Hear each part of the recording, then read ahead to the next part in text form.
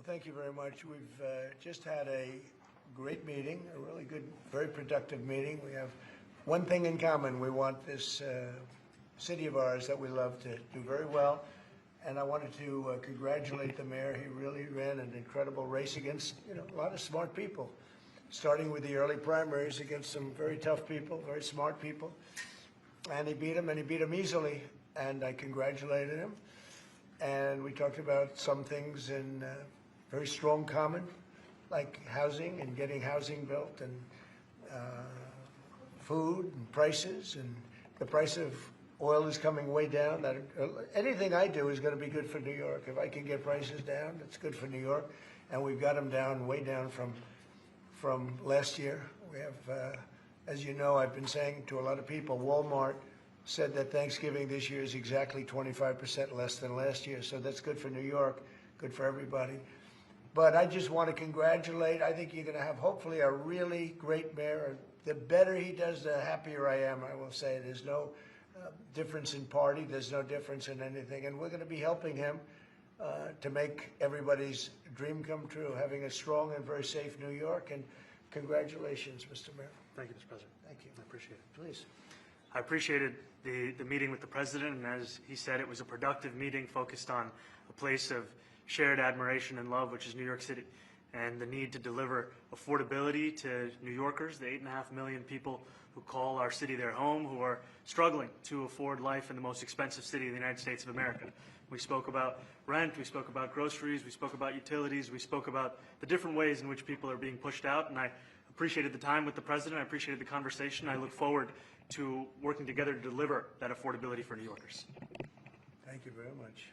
Any questions, please? President Trump, Stephen Nelson from the New York Post. I've got a question for you and then also one for Mayor-Elect. Sure. For you, you referred to Mr. Mamdani as a communist. Can you describe why you feel that way? And also, will you do anything to stop him from arresting Prime Minister Netanyahu if he visits New York?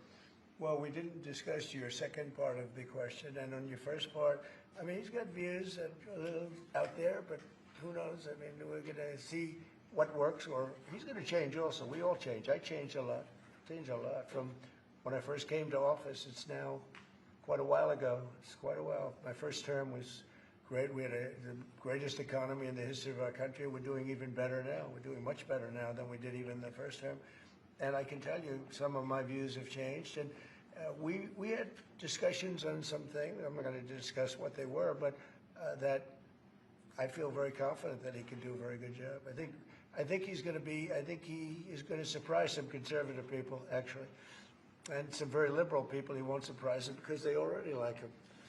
And Mr. Mamdani, it sounds like you had a productive discussion, but just days ago you referred to President Trump as a despot who betrayed the country. You said you would be his worst nightmare and accused him of having a fascist agenda. Are you planning to retract any of these remarks in order to improve your relationship? I think both President Trump and we are very clear about our positions and our views, and what I really appreciate about the president is that the meeting that we had focused not on places of disagreement, which there are many, and also focused on the shared purpose that we have in serving New Yorkers. And frankly, that is something that could transform the lives of the 8.5 million people who are currently struggling under a cost of living crisis, with 1 in 4 living in poverty. And the meeting came back again and again to what it could look like to lift those New Yorkers out of struggle and start to deliver them a city that they could do more than just struggle to afford it, but actually start to live in it. And I've been called much worse than a despot, so it's not that insulting.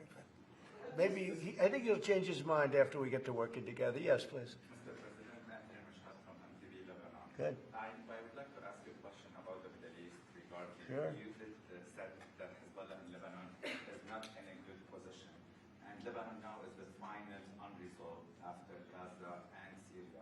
Given your assessment, like what do you say for the Lebanese today? It's the independent state in Lebanon, and what is your next move to push toward disarmament? Sure. Well, we are pushing for total disarmament of Hamas and, frankly, everybody else. And we actually have peace in the Middle East. As you know, the King of Saudi Arabia just left yesterday. We had some great meetings, and he's made a contribution toward the United States of more than $1 trillion. We have now over $20 trillion coming in. No country has ever had anything like that, not even close. If you go to $2 trillion or $1 trillion, it's a lot. We have $20 or $21 trillion.